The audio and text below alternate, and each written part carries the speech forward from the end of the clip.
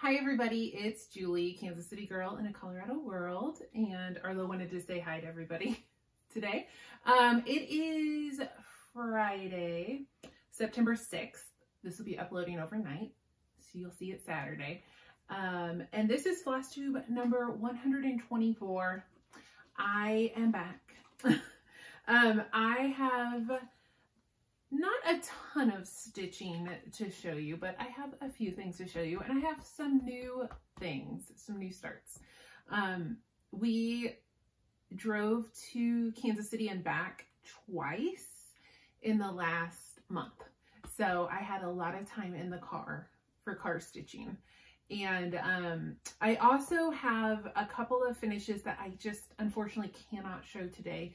I have two things I finished that are gifts for others, and I need to fully finish them and mail those off. So I will hopefully be able to show those next video. And then I had a big finish that will be shown later this month. I have a frame in the mail. So I'll get that framed up and then I'll show you that later. So I have a couple of things I can't even show today, but what I can show. Okay. I finished Raven's Needle Book by Lindy Stitches. I finished the stitching. I have not finished the actual, I haven't finished it into the needle book. But this was a kit that I got directly from Stephanie at Lindy Stitches several years back. She had put together these kits to sell as an exclusive at, I want to say it was Galleria. And then she ended up not being able to go at the last minute. So she put these up on her website and I was able to grab one. I believe this pattern is now available in a booklet with some other patterns, but not available as a kit any longer. But I got it as a kit. So the only thing you had to provide yourself was the DMC. And otherwise it came with the Lugana, and then it comes with decorative pins and rickrack and felt and all the things to make the needle book. So I hope to get that actually made soon. But I think it called for maybe 5 colors of DMC, and I used the called for colors, and it was easy to do. This was perfect car stitching. So you can see the needle book is going to, this will be the front of the needle book and this will be the back of the needle book. But you've stitched them at the same time. And this was, like I said, perfect car stitching because you could kind of just outline the Raven, the sewing machine. Sorry. You could just outline it all and then just go to town with all of the fill-in. So it was great. And it's a 28 or 32 count Lugana. So it was very easy to see. Yeah, this was great car stitching. Absolutely perfect. Even the little bits that weren't fill-in were easy, small, easy to follow things on the pattern where you didn't have to use a lot of eyesight or brain power. So that is I think my only finish I can show today. Like I said, there have been other finishes. I just can't show them yet. Okay, so I also have worked on a few things and I've started 3 new things.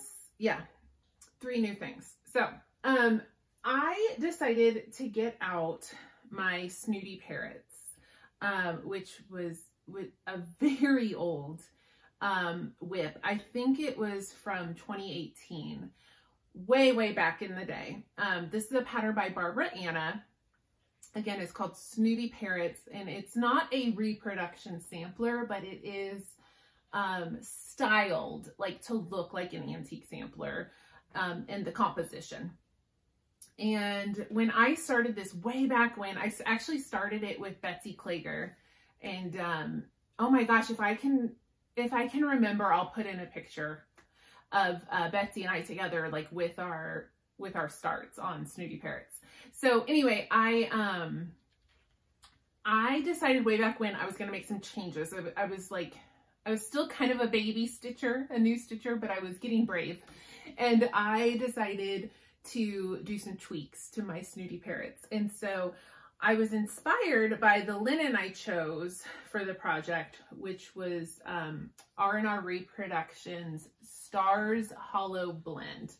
And so then that linen, Stars Hollow, Gilmore Girls, inspired me to make this, to do changes to this sampler and make it a Gilmore Girls themed sampler. So I had not worked on this in years, and I got it out and I did this go round. I did this parrot and these little motifs, and I did all of this border and this little guy, this little motif down here. So I had this parrot done already and the words up done. So I have reached the bottom. The end is in sight. I am stitching this with not the called for colors, but silks from my stash that were very, very, very similar to the called for colors. So not the called for colors yet. If you use the called for colors, you should have a very similar effect. And this is a 40 count, so I'm stitching one strand over two. And to start with, I haven't made any major changes. I changed Adam and Eve to Luke and Lorelai. And then there were some like initials, so I've changed that to, you can see the L and the L next to Luke and Lorelai. And then I changed, I can't see what I'm doing, Stars Hollow and Connecticut are the other initials I've changed. And then this one down here, I changed to GG for Gilmore Girls. So I've just, I haven't done a ton of changes yet, but all of this that's left down here is all new, like charting that I've done. The only other thing is I changed the verse. So the original verse, I can't even remember. It was one of the, I don't remember what it is off the top of my head, but it's like a well-known, like classic verse. And I changed it to a quote from Lorelai Gilmore. So it's, I can't stop drinking the coffee. If I stop drinking the coffee, I stop doing the standing and the walking and the words putting into sentence doing. Lorelai, my ADHD queen. So yeah, I've changed Adam and Eve and the quote, but I have some big changes coming down here at the bottom. So I'm hoping to, sorry, I feel like I'm like moving this a lot. I'm really sorry if that's bothering anybody. I'm hoping to work on this until it's finished. I've just got to finish out that border and then stitch my changes. There is quite a lot of stitching in there, but I'm excited about it. So hopefully that will be a finish very, very soon. And that will be a finish from 2018. That is an old, that's an old whip. I don't have any strict goals this year. My goals were really just to like relax and stitch what I want. And because I had such an aggressive goal last year that I was working towards. And so this year I'm kind of like, just relax and stitch what you want. So I don't have like a specific focus, but I do think I would like to tackle some of those old whips that have just been hanging around for a long time. However, a lot of them are quite large. So yeah, I don't know. But I'm just gonna see what's calling to me this fall, and we'll see what I choose and where I go. All right, so I had another new start because my friend Alexis, and she is a Flosstuber, Alexis My Amazing World. She had a birthday, and so I was like, well, let's start something for your birthday, and we were trying to decide like what to start, what she was in the mood for. And she decided she was in the mood for something like fall or Halloween-ish for her birthday start. Even though it was still August and still summer, Alexis was in the fall mood. I am in the fall mood too, by the way. I forgot to address the change of decor behind me.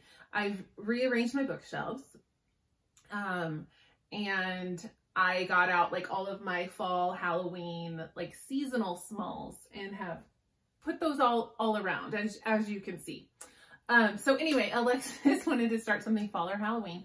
So I went through like my kitted up and I sent her like maybe 5 options of things that like were kind of calling to me that I felt were like fall. And I let her pick. So she picked Sunflower Farm by Kathy Barrick. Now, this isn't like strictly an autumn or fall chart, but the colors to me felt like fall. And yes, sunflowers are like a summer flower in my part of the world. However, like this is the time of year where you're putting those sunflowers like up to dry. So I still think it fits with fall. So I bought this as a kit, or I was in a club with Country Sampler years back, and this came as a kit for one of their like quarterly releases. You can just get it now as a pattern from Kathy Barrick. But at the time it was, I think, exclusive to them, and it came with like the floss and the fabric. So it came as a kit. So I had the kit for this. However, I started stitching it and I realized I was gonna need to change. I wanted to make some changes. All of these little like Quaker floral motifs surrounding the house are all done in one color. And I thought, like, it looks great. I love this pattern. I always have. But I kind of was like, you know, I think maybe I could incorporate some more colors in there. So I went to Stash, and these are mostly like color and cotton flosses. But I just grabbed some like more autumnal colors.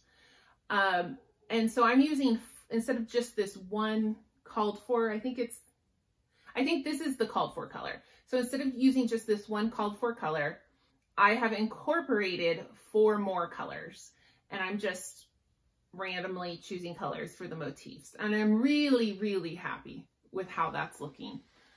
This fabric, I don't remember what it is. It's whatever, like probably whatever is called for in the pattern, like what came with the kit. I think it's a 36 count.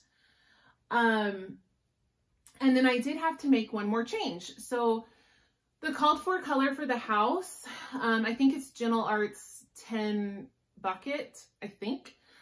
Mine was just not showing any difference between the color of the shutters.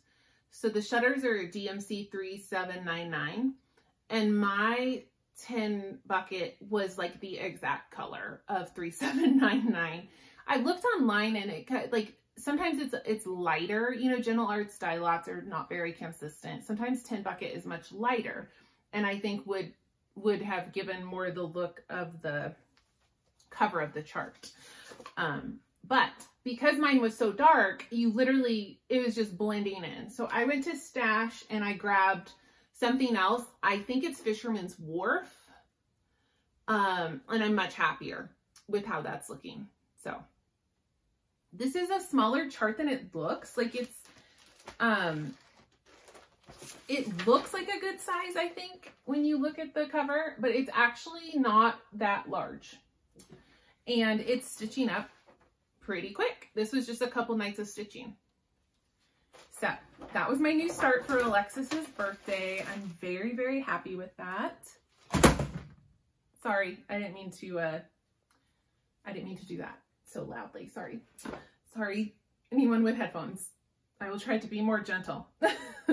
Okay, so I have 2 more new starts. So while I was away, I started this Alforce embroidery kit. It is called Snail House's Pumpkin. So it's a series of these snails, and their shell is a house. I think there's 4 of them, maybe 6 of them. There were several. I bought 2, I think, this one and another one that I thought were just really cute. And this was years ago. Oh my gosh. 2021, it looks like. So it's been a while. I don't even know if these are available any longer. You can't really order directly. Well, okay. I'm not going to get into it in detail, but you can order from Alforus, which is a Russian-based company. However, because of sanctions, you can't actually get them like shipped directly from Alforus, so they have to go through like a third party, and then it costs a lot. So you can still order from Alforus, but you have to do kind of a roundabout way, and you're going to pay. And I don't know if these kits in particular are available any longer. This is a really small pattern. It's 83 by 83 stitches, and the kit came with 32 count linen and the overdyed flosses. So I didn't get a large start on this one, but I did get a kit, or I did get a start. The kit also comes with a needle minder, and the needle minder for this one is really, really cute. So there is my start on the Snail House pumpkin. And I plan to finish this one this season. It's not a lot of stitching. I didn't get to work on it for very long. That's why I have such a small start, because it's actually just not very much stitching at all. So it should be something that I could definitely get finished in the autumn season. So that was my new start. Try to put that down more gently.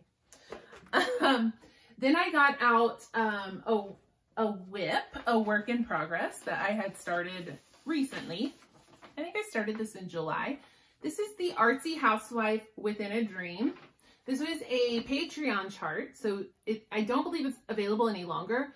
But I think what she's doing now is, if you sign up and join her Patreon, you can then access a Patreon exclusive shop where you can purchase previous Patreon releases. So if you must have this chart, as I had to have, you can join the Artsy Housewife Patreon, and then you can go to the shop and you can buy the chart. So this was I think it was the July chart. And I bought the Evertote, or not the Evertote, the Roxy Floss Co. conversion, which you can get through Evertote. So Carrie, the dyer for Roxy Floss, made a conversion for this chart. And so I bought the floss pack from Roxy Floss through Evertote.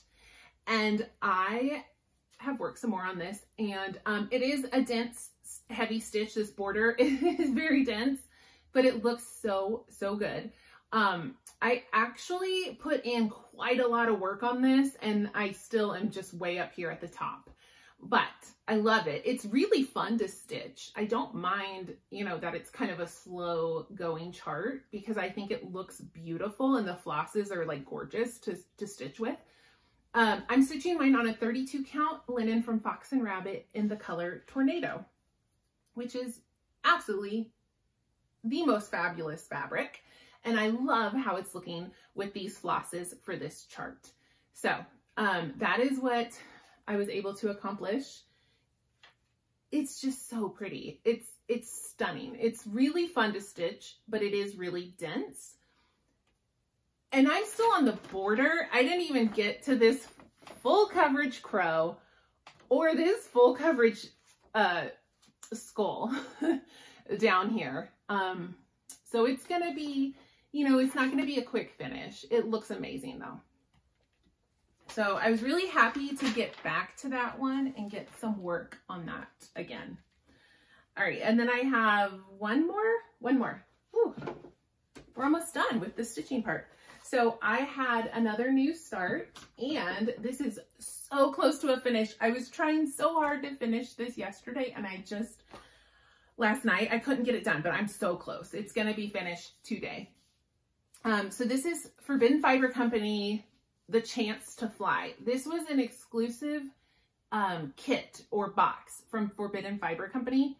If you aren't aware, Leanne, the owner of Forbidden Fiber Company, she does like these, sometimes they're a mystery and sometimes they're not, but she does these kind of like themed boxes or kits. And they're usually kind of fandom related. Like she has some Star Wars ones. She has some like movie ones. I think there's like Bridgerton, Downton Abbey. Like she does different kind of fandoms. And so she had released for Wicked, the musical, which is soon to be a movie, or it is a movie, it's coming out soon. She did one for Wicked, which is like one of my all-time favorite Broadway musicals. So it came in this adorable bag that I believe she dyed. I believe this is a hand-dyed bag. It has the cutest little witch hat charm on it. I think I'm going to take that off and put that like on scissors and make it a scissor fob. I don't know. It's really cute. Anyway, it came in this bag and it came with the pattern. And then it came with the fabric, which I think mine is a 28 count Lugana in the color Lucky. And then it came with 7 Forbidden Fiber flosses, like hand-dyed, over-dyed flosses to do the pattern. And then it came with a needle minder. I believe that's everything that came in there. This was a gift from my dear friend Victor. And I did look on Leanne's site and it is sold out. I don't know if she ever releases her patterns like outside of the kits.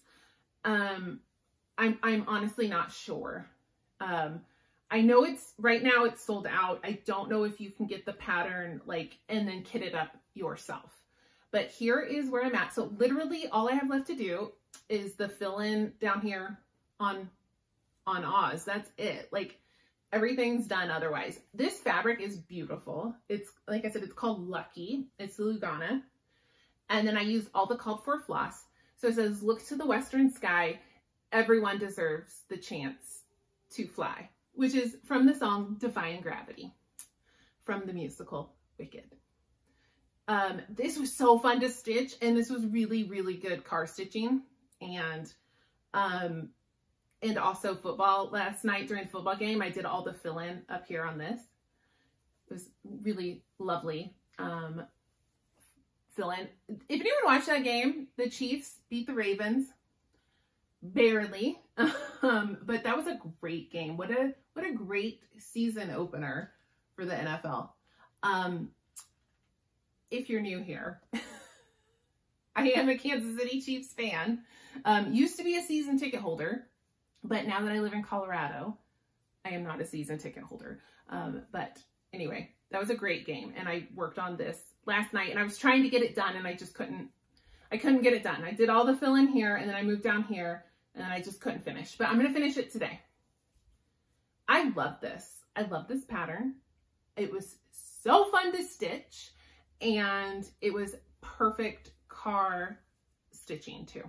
So. Fabulous job, Leanne. I need to message her and tell her because I don't know if she watches me.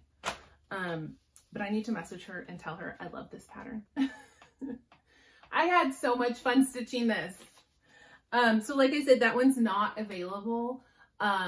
It's sold out. However, there are other kits available if you want to go check out Forbidden Fiber Company because I was window shopping a little bit and there's one I might need to get. It wasn't sold out and I might need it.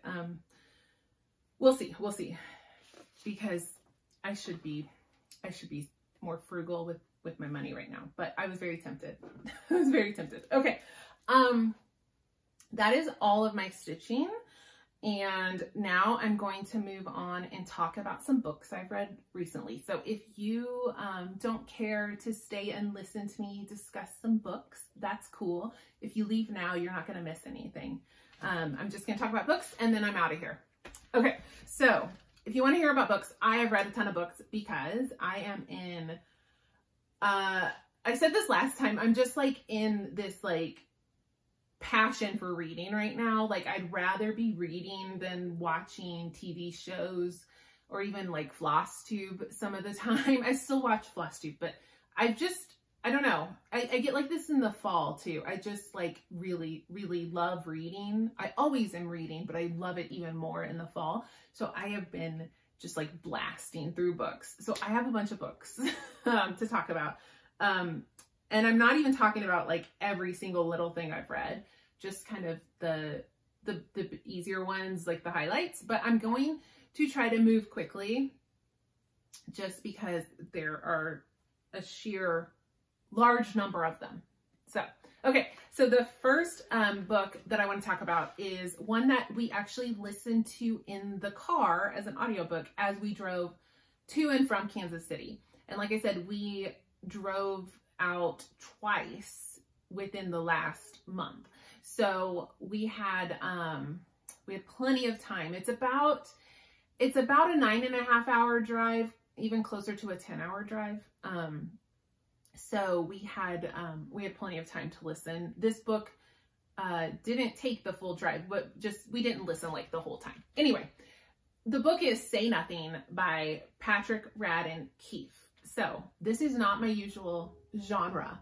This is a nonfiction, kind of like an investigative journalism type of book. I don't know exactly how it's classified, honestly, at the bookstore, but Say Nothing is a nonfiction, but it reads more like, it's like a narrative.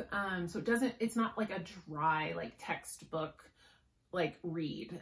It's very engaging, but it is a book about the Troubles in Northern Ireland, primarily from like the 1960s to like current times. So, it is a book that one of my friends highly recommended as like the best book she had read in a long time. And I am very fascinated by the Troubles and the history of the IRA in Northern Ireland. So it was like a topic that appealed to me. And then my friend was like, oh my God, it is so good. You have to read this book. So it was a book that I thought my partner would also enjoy. So it was like the perfect book to listen to in the car on our drive. As expected, this book is absolutely wonderful. This is a really, really good book, but I do have some caveats. I think that you need at least like a real basic, like general working knowledge of the Troubles before you pick up this book, because you do get some background, you do get some history, you do get like kind of a review of like, how did we get here? But I think you need to know a little bit. You don't need to know a lot. Like, read the Wikipedia article of the Troubles, like, before you jump into this book. You have to have a little bit of knowledge, because you kind of get, they just start throwing around terms like Protestant, Catholic, IRA, Unionist, and like these terms are just flying at you. And if you don't kind of know like a little bit of what's what, you are probably going to be like, what's happening right now? Like you're going to be a little lost. So I think you don't need to know a lot. You're going to learn a lot from this book. You're going to learn a lot about like the movers and the shakers and the leaders of the IRA, but you need like, so you don't need to know like who's who for everything, but you need a little bit of a basic working knowledge. That's all. Just don't go in blind. If you're like, what is the Troubles? I've never even heard of that. Read a little bit about it before you pick up this book. That's all I'm saying. Anyway, it was so good. It was done so well. So primarily you're following, I'm not going to go into like a ton of detail, and especially because I do have a lot of books to talk about, but this one was so special and so good. I want to talk about it a little bit more. So you start with like, there's a murder of a mother, and you don't really learn why right away, but you know it's connected to the IRA and the Troubles, but you're just not really sure like what the connections are. But a woman is like abducted from her house. She is disappeared. And I think this was in like the late 60s, maybe. I could be wrong on the timeline. But anyway, she is disappeared, presumably by the IRA. And then you kind of go from there immediately into like some of the backstory of like this iteration of the IRA and how it kind of got to where it is. So like who was calling the shots and who was doing things behind the scenes and what was going on politically, and culturally to cause this, this group to kind of become what they became. And so you start to learn more about some of the big players. You learn, a lot of the book follows the Price sisters, who were sisters who enlisted in the IRA and then kind of moved up through the ranks and became like significant people in the movement.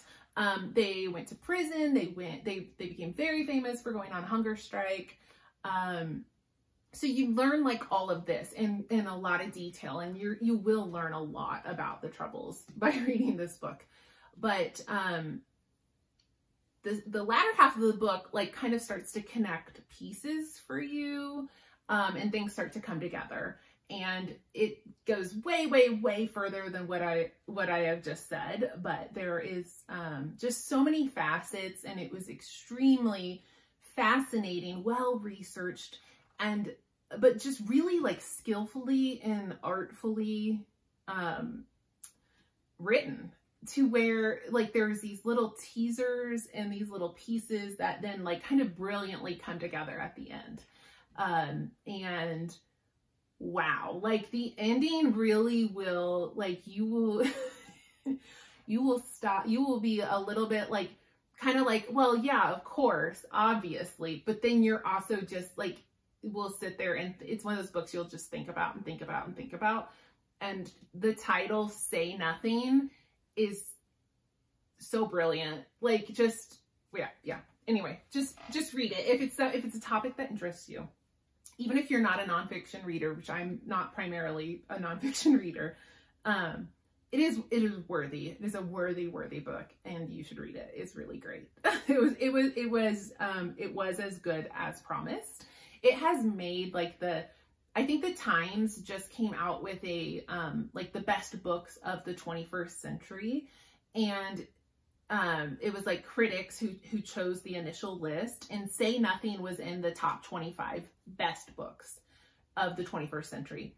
And then they opened it up to readers, and they let readers create their own list, because people were like, oh my God, but you forgot this book. I can't believe this book wasn't on the list. So they said, all right, you guys tell us what you think should be on the list. So the critics list and the readers list does differ quite a bit, but they're the common overlapping books. And Say Nothing was in the top 25 for the critics list and the readers list. So it is just universally agreed on that this is really, really a good book. So that was Say Nothing. It was great. Okay, so I do want to move through the rest of these a little bit quicker, just because there were so many books to talk about.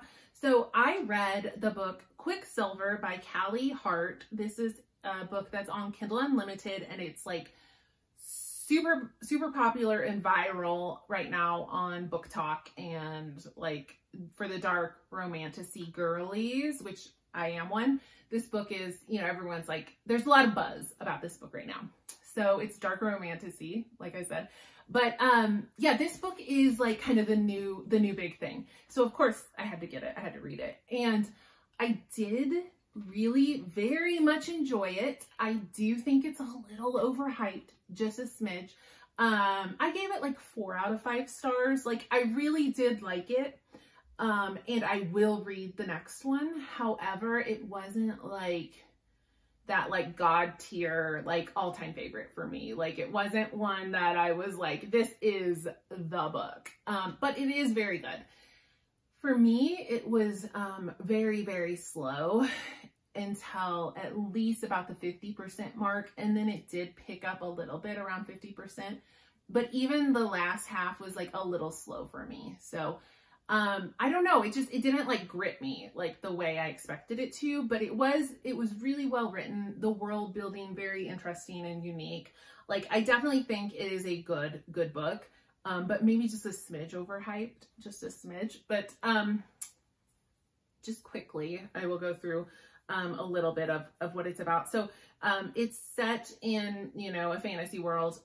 The main character, the main protagonist, she is hiding that she has some magic.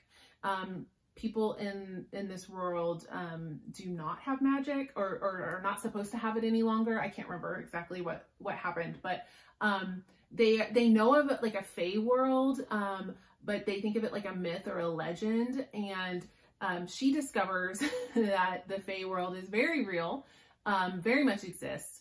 And she discovers kind of like a portal into the world. So she ends up dumped in the fae world, and is like, oh no. And she's trying to get back to her world, where she lives a very rough, very not great existence as a very poor, in a very poor like community. But anyway, so it's kind of like a fish out of water. She's in the fae world. She's very powerful. They need her for some of her powers that she's always kept hidden and suppressed, because she didn't know what it was or why she had these powers. Now she's learning why and what she can do. There's a dark, shadowy, tortured hero who, you know, they're going to fall in love. But they start out as enemies, and a very antagonistic, very, what's the word I'm looking for? They don't get along, like, at all. But they're pulled to each other. They're drawn to each other. So it's that enemies to lovers that I certainly enjoy. And yeah, like, it's going to be, I don't know how many books it's going to be, but like, it kind of ends on a cliffhanger. There's a lot going on. I enjoyed a lot of the side characters more than the main characters. The main character is really prickly and, hard to like, which I don't mind. I can look past that and just enjoy like a book for even with flawed characters. But I know that would be a reason that a lot of people would be really turned off of this book, because some people have to really relate and enjoy the main character, and she is hard to like. And there are times that you just want to like kind of hit her upside the head and be like, girl, come on, get with it. Like, she's one of those, she's like stubborn and antagonistic sometimes for no reason. Like, the fae are like, hey, for your survival, please do this thing that we are asking you to do. And she's like, no, I'm going to do what I want. I'm not going to do what you say. And then like almost gets killed. And they're like, yeah, like we're not trying to be difficult. We're not trying to make your life hell. Like, we're literally just telling you, like, if you want to stay alive, you should listen to us when we tell you not to do this one thing. And she's like, I'm going to do it anyway. So like, she's just one of those heroines that you're like, she's annoying. She's a little bit annoying. I don't remember what her name is. You know, I forget them like pretty much right away.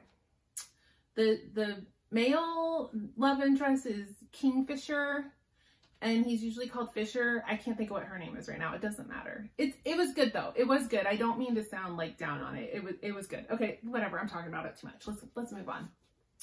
I read Blood on the Tide by Katie Robert. This is also, I would call this like a romantasy light.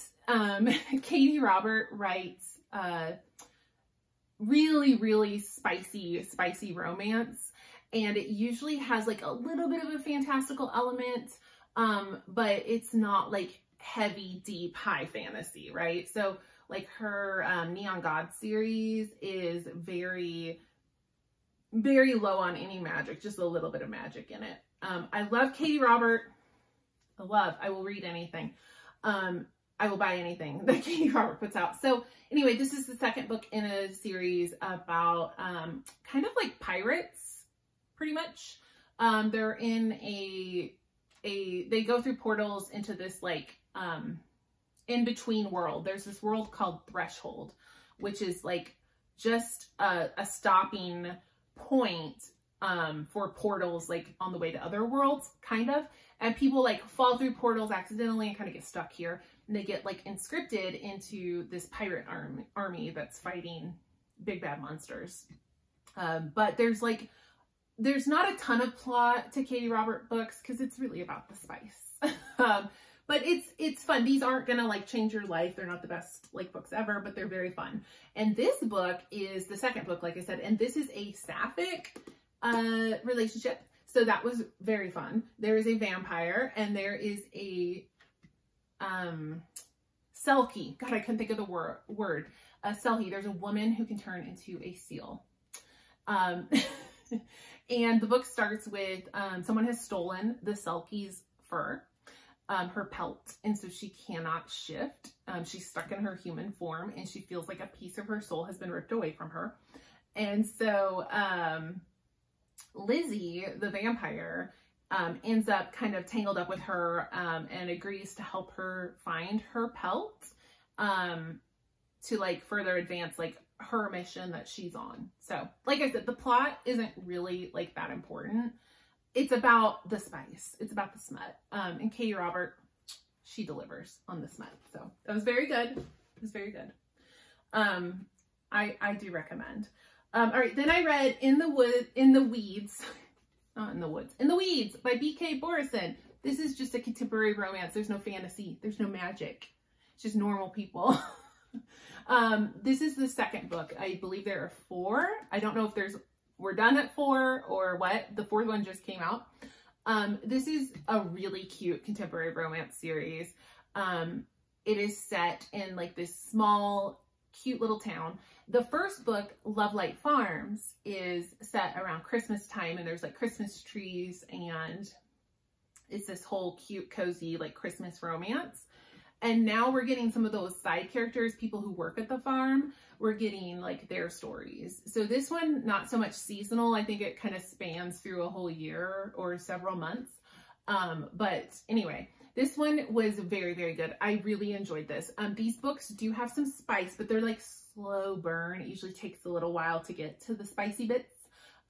But they are not like, you know, closed door romance. They are not outrageously spicy, but they are a little spicy. I forgot to say Quicksilver. Yes, spicy. Okay, but not like Katie Robert level spicy. Anyway, this was very good. I really, really love that one. All right, then I read The Queer Principles of Kit Webb by Cat Sebastian. This is a queer book, if you can't tell. It features 2 male heroes. And this is a historical romance. So this was really fun because I haven't been reading a lot of historical romance lately, but I do love a good historical romance. That's how I got started. That's how I got started in the romance genre way back when I was 13 or 14 and probably way too young to be reading those books. So anyway, this one was very cute. So it's like a former what's the word? Highwayman robber. He was one, but now he's a respectable coffee shop owner and a nobleman's son. And they have to team up for one last heist. So it's a little bit of a heist adventure, a little mystery. It was good though. It was, I shouldn't say though, like it was great. This was very good. I very much enjoyed this.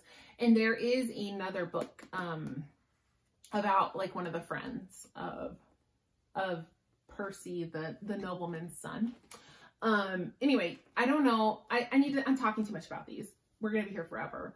But yeah, this one was great. I loved this one. Historical romance with queer characters, which is not so common in the historical romance genre. Okay, so then I read another one another Kindle Unlimited, like dark romantasy that Book Talk or BookTube was talking about, right? So I was watching this, there's a creator I really like on YouTube who does, I think she does TikTok too. But anyway, she does,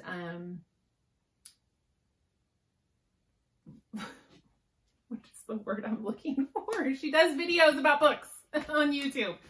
And she I think there's 4 books in this series, and she binged, just blew through them and was like, oh my God, obsessed. So I was like, you know what? We have really similar tastes. Let me see what this is all about. So I started A Court This Cruel and Lovely by Stacia Stark. Now, this is one of those books, this is something that romantasy gets really made fun of. All of the book covers look the same, and they all have these titles, a blank of blank and blank.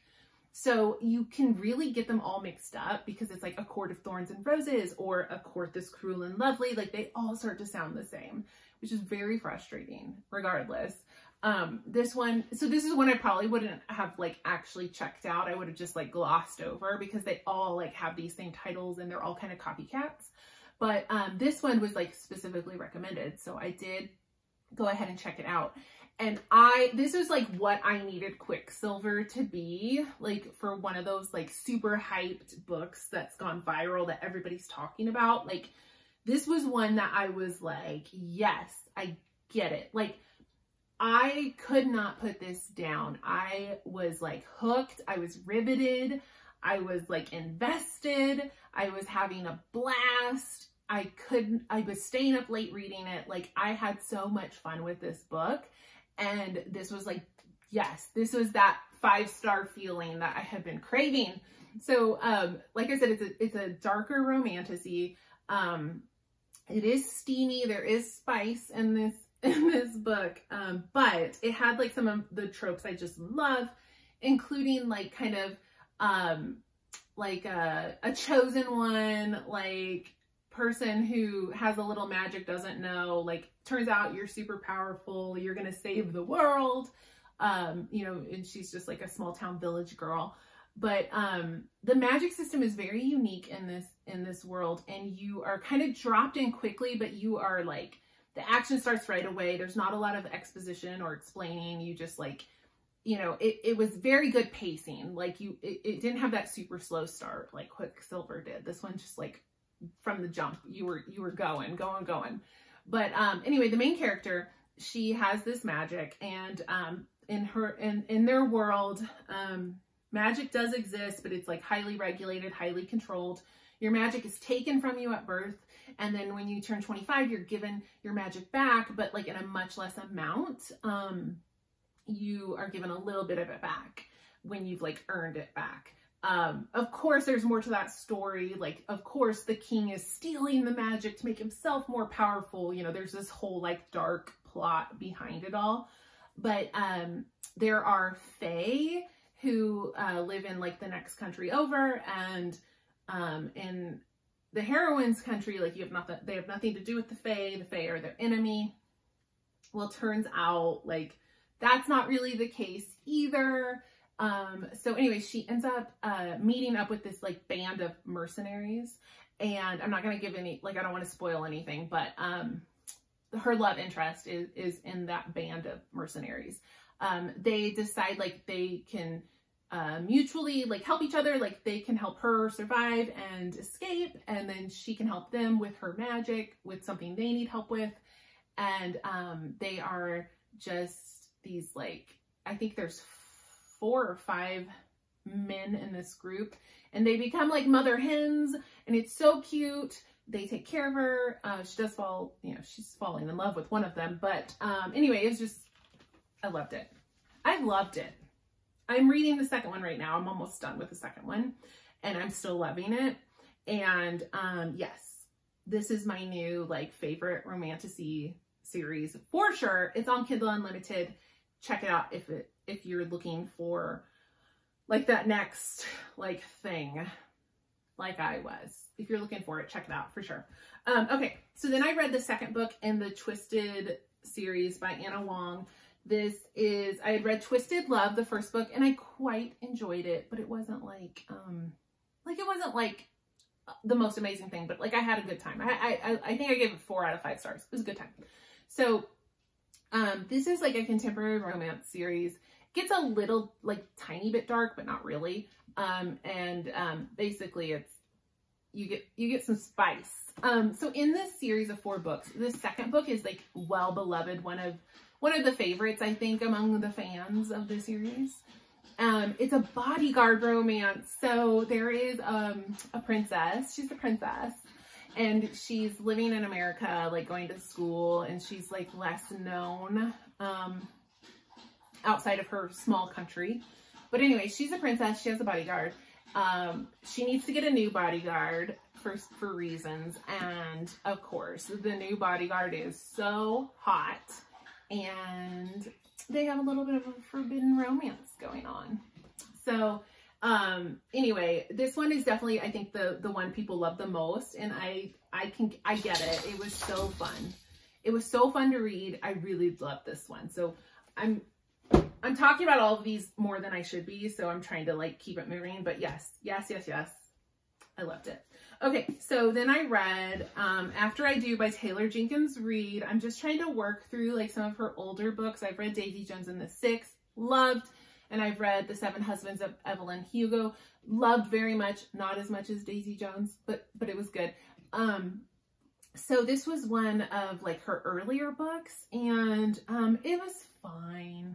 It was fine. This wasn't my favorite. It was a little bit boring.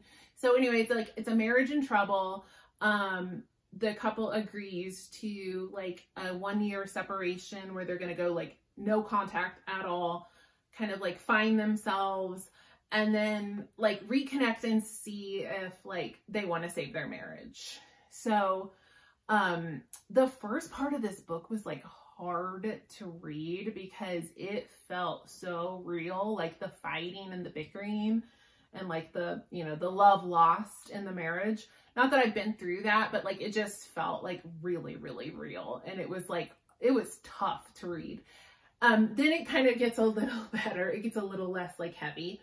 And then, you know, there's conflict, like, you are kind of left hanging to the end about like, are they going to save the marriage? Should they save the marriage? You know, should they move on? Like, so there is that, like, Taylor Jenkins Reid is famous for like these like emotional, like just putting you through the ringer emotionally. And this one definitely has that element too. So it was really good. I mean, she's a wonderful writer. I just thought this one was like, it wasn't my favorite. It wasn't my favorite. I read it, but I don't need to ever read it again. It was fine. It was fine. It was sometimes very hard to read, actually. And it was a little boring, just a little boring. Okay, but one that was not boring, that I absolutely loved, is The Undermining of Twyla and Frank by Megan Bannon. Megan Bannon. This is the second book. The first book is The Undertaking of Heart and Mercy. It was absolutely, without a doubt, one of my favorite books I read last year.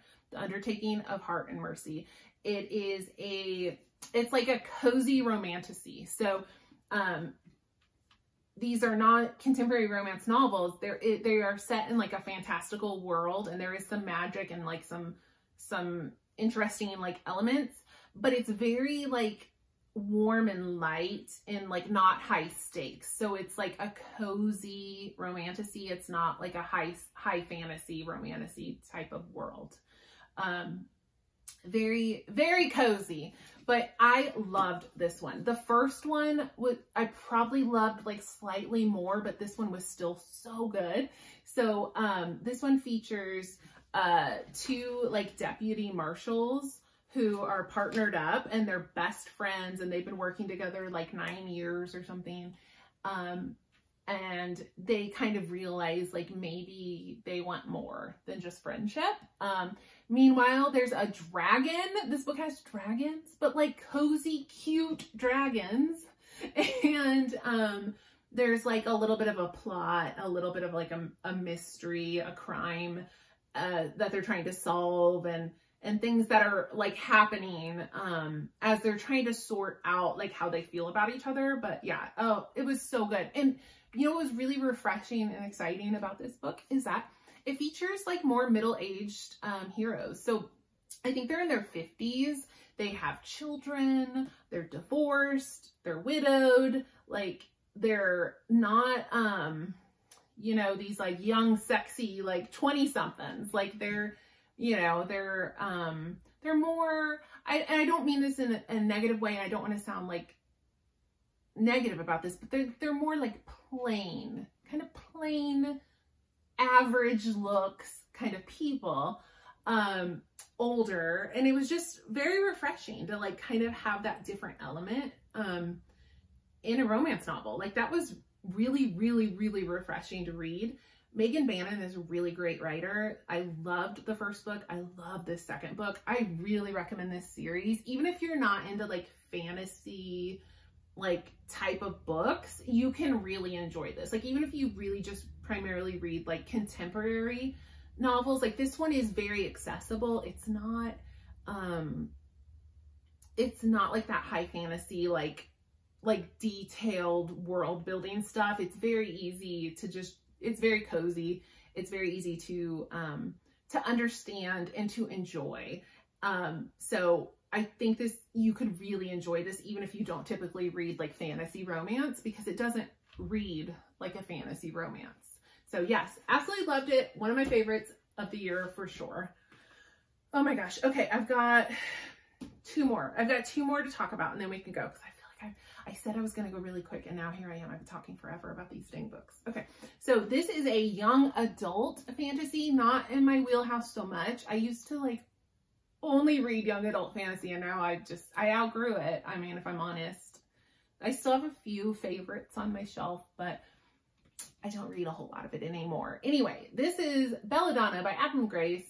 I picked this one up because I did keep hearing it was really good. I really enjoyed this. I heard a few like kind of reviews about it, but I don't know. I finally decided to just like, okay, I just need to read this. I keep seeing it. The cover's really pretty, you know, all the things. I'd almost bought it like so many times and then not bought it. And then I found it at like the half price bookstore for like $6 and I was like, fine, I'm going to buy it. Yeah, I didn't love this one. I do understand why it's popular. I do understand why it's hyped up. I do get it. It is really, really well written and it is an interesting world, but my God, I was so bored. I was so bored in this book. And it's not because there wasn't any spice, because believe it or not, even though it's a young adult fantasy, there is some spice. It's very tame. It's very mild, but there is spice in this book. So it wasn't because of that.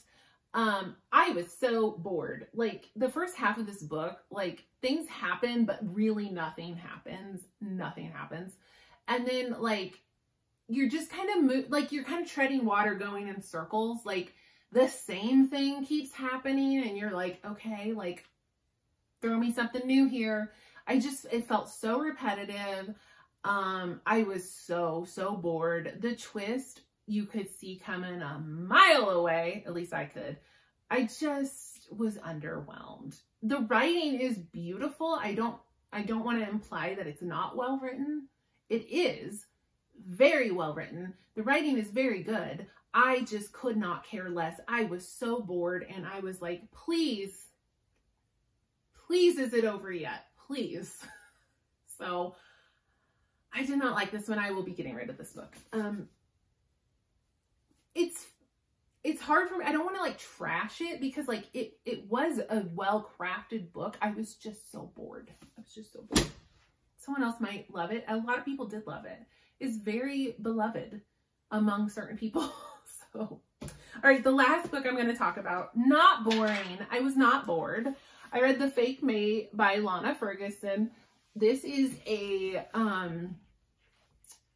another one of those like kind of genre blenders because it's like this author usually writes contemporary romance and this is like reads like a silly rom-com, but there are some fantasy elements because they are werewolf shifters. However, they are in our modern world and it's like a known thing that shifters exist and everybody just kind of is like, cool, whatever. Like it's not a big deal. So like they're doctors at a hospital and they happen to be shifters. So it's like, it still kind of reads like a contemporary romance, but there is this like paranormal element to it. So I don't really know how to like strictly classify it. It doesn't say on the back. Anyway, so the premise of the book is a fake dating situation. Like he is an alpha werewolf and someone is like blackmailing him and outs him to like the board of the hospital. And it's like kind of like, it's not strictly forbidden that you could be like an alpha and have this type of job, but like, it's like, he probably wouldn't have gotten the job if they had known. It's like alphas are like stereotyped as like hotheads and they can't keep their temper and all this stuff. So he's like hiding that he's an alpha. someone's like leaking that information.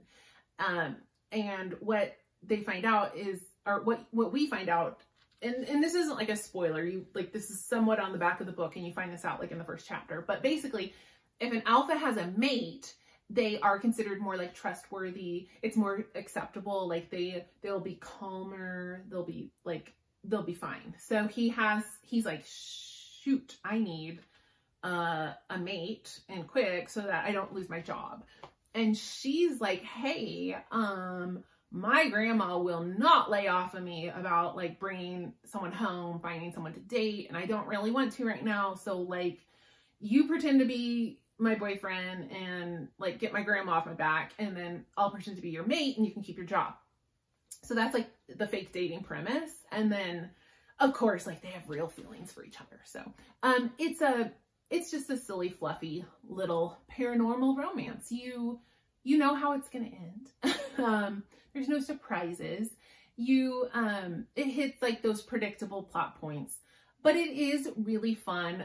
It's really cute and fluffy, but like very spicy, very spicy. I really enjoyed this. I had a great time with this. I don't remember. I think I gave it 5 stars. Did I give it 5 stars? I think I did. I blew through it really quick. It was really fun. I had a great time with it. Oh, I know what I was gonna say. So like, there's this like new movement. So Ali Hazelwood wrote Bride, which is like a kind of similar type of book. Kind of reads like a silly little contemporary romance, but like has these like werewolves and vampires and stuff like that. And Ali Hazelwood introduced the mainstream romance readers to the concept of nodding, which I'm not going to go into here, but look it up if you're interested. And this book also has a whole lot of information about nodding, which was a thing I did not know before I read Bride by Ali Hazelwood. But I was like, oh, I know what that is when it came up in this book. And it was just, I think a little more prevalent in this one even. So if you're curious about that, you should look into that. It's fascinating. Okay, that's all I got. I'm done. This is long enough. All right. That was a good book though. I like that one too. Okay, I'm out of here. Bye.